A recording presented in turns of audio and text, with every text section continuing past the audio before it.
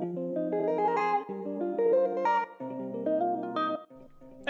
Peeps Galucia here, and today I am obviously bringing you some more Minecraft Adventures, and we are continuing with our above ground, what is hopefully going to eventually be a fancy house, and with stories. So last episode, we talked about my road dilemmas and my laptop woes.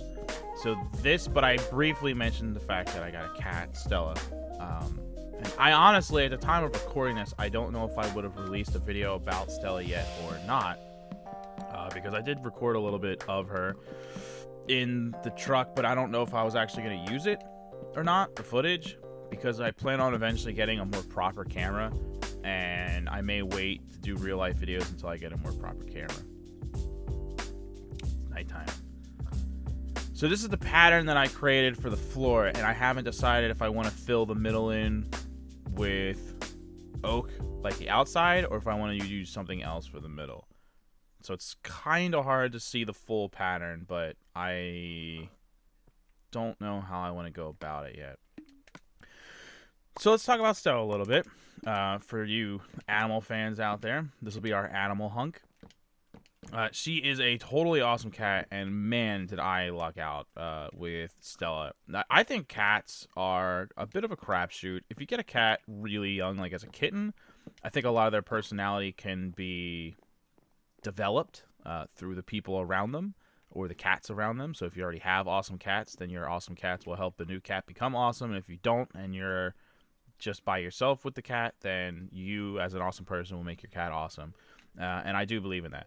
But and this is coming from somebody, by the way, that was never previously an animal person.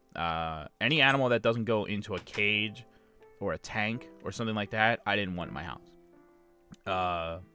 Things that like free roamed and just had the ability to go where they please in your house, not a fan. And I'm still not a big fan of dogs. I apologize to all my dog peoples out there. But dogs seem to me to be a lot of work, and it's more work. It's a lot more effort than it is for a cat. So that was my problems with them, and it's nothing personal against people that like dogs. Like my mother has a dog that she's very happy with, and I'm happy that she's happy. So, but yeah, I think cats can be awesome. You just have to give them a chance. You just got to give them that opportunity to be awesome. So when I got Stella, she was already 2. So a lot of her personality is going to already have been created. So like I said, it's a bit of a crapshoot whether or not she actually ends up being awesome or not. So, and you know, like if you get an animal from a shelter, like I got my cat Stella from a shelter, you can, you know, they give you like a period of time. This particular shelter was 2 months, where, you know, it can either work out or it cannot work out. And if it doesn't work out for whatever reason, you can take them back. But that really sucks. You don't want to have to take the animal back to the shelter that you took them from in the first place and bumming them out and whatnot. But, you know, it happens. Sometimes that's just how things go, and that's what you have to do. And because I already had a cat as well, like that was important to me. It's like, well, if they absolutely hate each other, even though that Stella's going to be in the truck with me for the most part, they still have to somewhat get along. I can't just force these two cats to hang out with each other, because whenever I'm home, obviously they would be hanging out with each other. So again, I didn't want to create any issues with that. So I'm gonna, whoops, no, come back. Make some bricks just for storage purposes. So, oops, wrong way. But I lucked out. So I'm going to describe Stella a little bit to you. She is very laid back, very relaxed animal. And that was important for a trucker kitty. A trucker kitty can't be too high strung and has to be able to relax, because you know, the truck is in movement a lot of times, and if it's a animal that doesn't handle stress and pressures well, that would be a problem for it. And again, like if you were trying to make a trucker kitty for yourself, if you ended up being a truck driver and wanted a trucker kitty, the younger the cat, the better, because they adapt better to their new setting and environment. But I was going to a shelter, and we don't always have those options. You know, it's just kind of like what's going to work out for me. And it just so happened that when I went to the shelter that day, there was literally only one cat that was like out and about, and that was Stella. But so I was like, oh, they only have one cat out right now. Like, that's a bummer. And then, but the more I like checked her out, the more I was like, oh yeah, this is the cat. This is the one. But anyway, so she's super relaxed and super chilled out. The very first day that, well, first off, I was home. I got her on a Monday. So I brought her into the house and we hung out and all that. And then Tuesday I was home all day. And then Wednesday morning I was going to be leaving for work. So just to make sure that she was comfortable with everything and everything worked out, we spent the night in the truck Tuesday night to leave Wednesday morning. Because I wanted to give her that opportunity to relax and, you know, kind of get used to her new environment before the environment started to move on her. Because that's really the big key, is that the environment is moving, which, like I said, I imagine that would be very unnerving for a cat, especially at first. So when we first started driving, the next day she was pretty freaked out about it. She did have a little bit of an issue coping with it. She kind of jumped up into my lap, sort of, but also like leaning up against the window, the driver's side window, and was like looking out, like seeing like what is going on. Why is this, you know, thing rumbling around? And then then I guess she realized that it's because it's moving. But yeah, so she was a little bit freaked out at first, but she started to adapt pretty well. Day one, she spent the entire day on the floor between the driver's seat and the driver door, like to my left. And she seemed a little bit freaked out, but she did manage to sleep most of the day. And so I think she did pretty good overall for her first day. Then that night, she did pretty good as well. She found a nice cozy place to sleep, and everything was cool.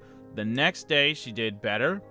Again, she spent most of the day sleeping next to me on my side, but there were a couple of times that she got curious, and it wasn't because she was freaked out. I think she was just curious, and she actually, you know, managed to get up and like jump up onto like the driver's side window and like sort of on my lap, but not really, and look around and, you know, see like, all right, what's going on here, what's going on outside, and just looking out the window. And I think it's literally just a thing of she wanted to look out the window. She wanted to see what was going on outside. So she was getting to be a little bit more mobile, which I thought was good. I thought that was a good sign. And then by day 3, she was doing much better, moving around a lot more, actually taking time to get up and eat some food and stuff while the truck was moving, which was something that she previously wouldn't do. Getting up to use the bathroom, which, you know, something that she didn't feel comfortable doing while the truck was in movement, but then now she did. So she's adapting well to the trucker lifestyle as far as the actual truck moving.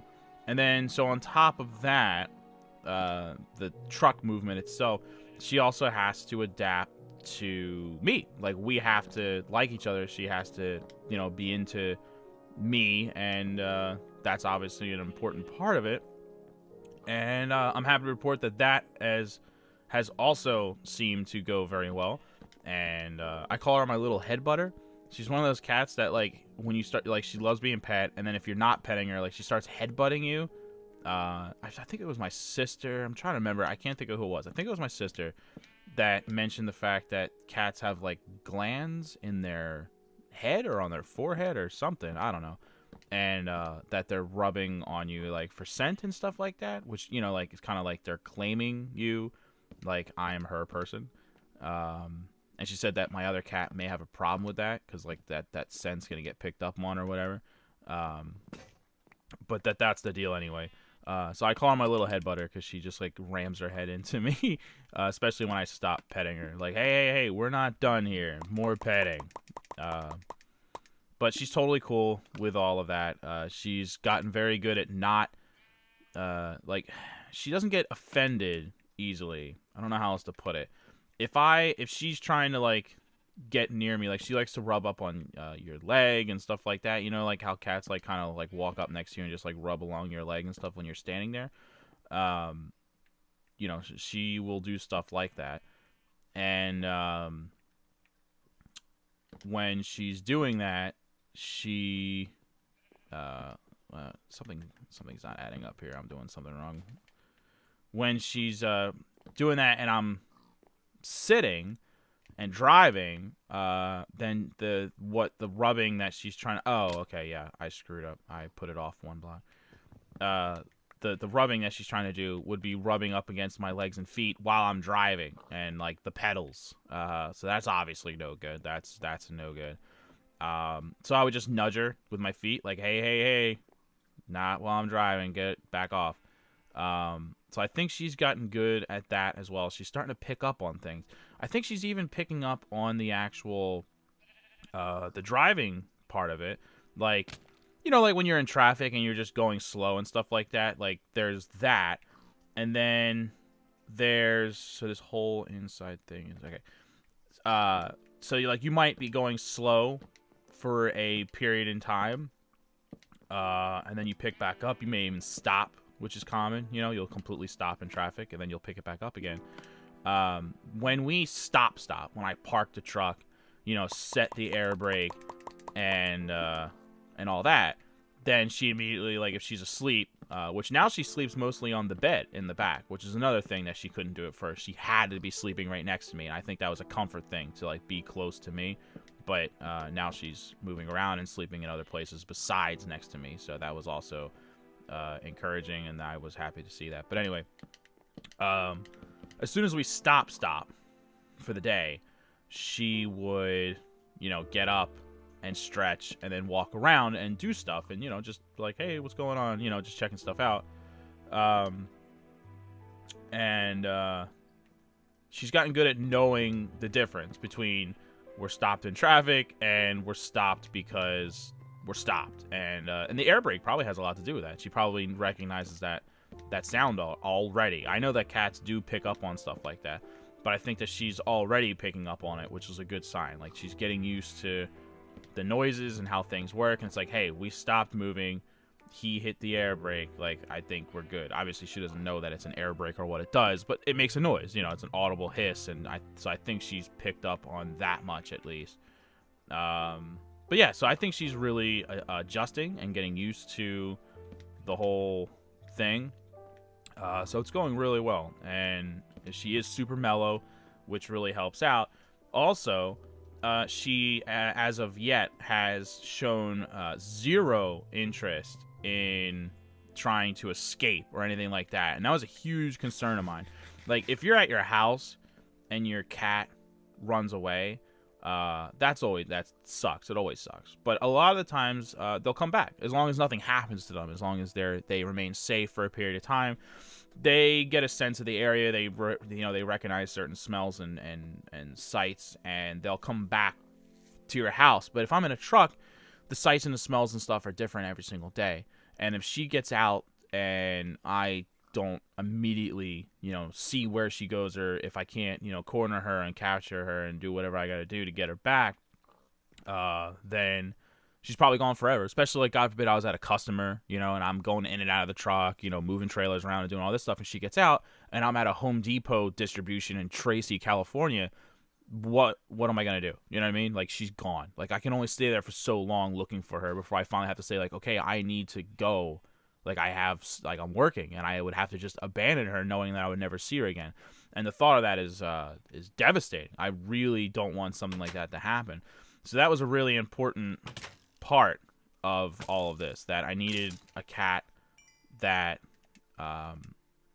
wasn't as threatening about trying to escape and stuff like that. You know, I could eventually put a harness on her and then just, like, hook her up every time before I leave. I've got a leash in the truck that I already set up to be anchored. It's like, how do I describe it? It's like anchored into a hook that I actually screwed into the, you know what? I need more birch wood. No, I don't. You know what? I'm going to keep this for now because I don't know how much more construction I'm going to be doing before I worry about, like, actually moving in.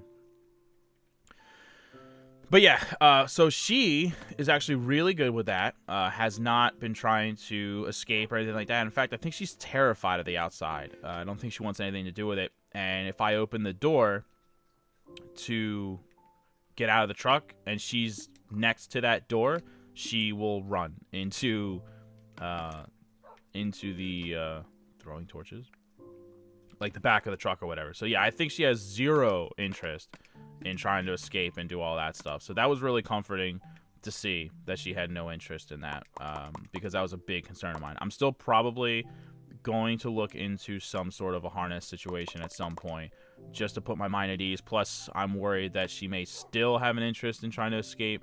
Once she gets more comfortable with her surroundings, maybe she'll start getting more curious about the outside world and wanting to check all of that out. So it's certainly a concern of mine to this day. But as of right now, she seems pretty cool, and it's really working out. So I wasn't planning on talking for an entire episode about my new cat, Stella, even though she's super awesome and just woke up. Good morning, Stella. But that's how it worked out, because I love my new cat, Stella. So I will keep you updated with Stella as time goes on. But it's nighttime, right? Yeah. Just making sure my brain was still working. I'm going to go to bed really quick so we can look at the house during the day and kind of see our progress and what we have so far. I'm really happy with it. I think it's come out really nice. I like the pattern in the floor. I didn't have an idea beforehand. It was kind of just like, let me make a house. Not perfectly circular as far as the dimensions go. It's slightly different. Like the directions are slightly different. It's one block less this way than it is this way, which you can see in the pattern. But I like that it is because I think it's created a good pattern. Tell me there's a baby out here. Come at me, bro. Freaking babies. But I think it's cool. I like that that they match. I think I'm gonna keep that going. Possibly. I don't know yet. I might double up this floor actually. And you won't actually see this pattern on the next floor, because the next floor I was planning on having rooms, I think. Although this room may end up turning into like a really big crafting area, and then the next floor would have rooms, so the next ceiling won't have a pattern in it, because I'm gonna have individual rooms for like bedrooms and stuff like that. So this, I think I'm gonna try to set this up. Like the first floor is like where you would hang out, like the living room type area. And that's just mostly to chill out. This one, I think, is going to be more like a kitchen and a workstation and stuff like that. So I'll be setting up furnaces and workbenches and stuff so that it's functional. It makes sense. I'm also going to put all my chests in here because I don't want to have to go like way up into a multi-storied building every time I need to grab something. So I'm probably going to put all my chests in here and stuff like that. So I'm going to try to organize it in a way that it looks cool, but it's functional, you know. And then the third floor is like will be bedrooms and stuff like that, and that's more aesthetic and wouldn't really serve a whole lot of purpose. Although I will have beds up there, so I'm sure I'll set my spawn up there once I get that set up. But that's going to be more aesthetic. And then that'll be the first floor that windows are started. That the bedrooms would have windows, and then on the top we're gonna have like an observation deck that's totally closed in with windows. And if you haven't already picked up on it, since we're near a lot of water and stuff like that. That observation, it's starting to look kind of like a lighthouse in a way. And it's not going to be a lighthouse, so to speak, but it would be like if you wanted to build a house with a lighthouse in mind, but not make it a lighthouse, like just like kind of base it off of that. And that's kind of what we're thinking right now as we do this. So it's going to be based on a lighthouse. So the top floor is going to be like an observation deck where it's all glass, and then there's just like some furniture and stuff like that to sit on so that you can just enjoy the view and have a cup of coffee in the morning and enjoy the, you know, sunrise, or you know what I mean. But so it'll kind of look like a lighthouse, but not really. That's sort of what I was going for. Why is it so dark in here? Why did I never put torches over there? It's really like grim. It's grim in here. So anyway, there's today's stories about the cat and the updates that we actually had in the game. I think before I record the next episode of Minecraft Adventures, because I recorded this episode and the one before that back to back, like literally in one sitting, because I really needed to do that and get ahead of myself a little bit. But I don't like to get too ahead of myself because I like to base what I'm doing off of the comments. So you can, of course, comment below on anything that you want, including the progress of the game and things that you'd like to see me do in the game, and then things that you'd like to hear me talk about as well. Feel free to comment on both of those things. And in the next episodes coming up when I get to it, I think I'm going to progress pretty far in the house beforehand, so you'll see a nice leap forward as we progress into actually getting that completed. And then based on your comments is what I'll be working on as far as adventuring or other construction projects or whatever it is you'd like to see me do. And then if you have any questions you'd like me to address here in Minecraft Adventures, because maybe you don't watch all the other videos and you may hear me talk about something in one of those, or I may talk about something in one of those that you won't know or hear about because you're not there. You're here. Let me know in the comments and I'll address it as best I can. Thanks for watching, everybody. I appreciate the viewing support as always, and I will see you next time. Laters!